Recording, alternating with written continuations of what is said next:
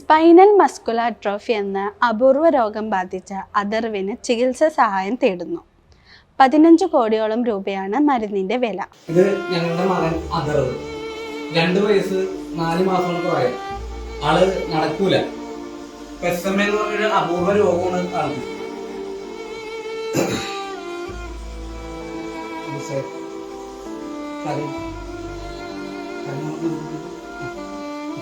Autorickshaw ഡ്രൈവറായ അഥർവിന്റെ അച്ഛന് ഈ തുക താങ്ങാവുന്നതിനപ്പുറമാണ്.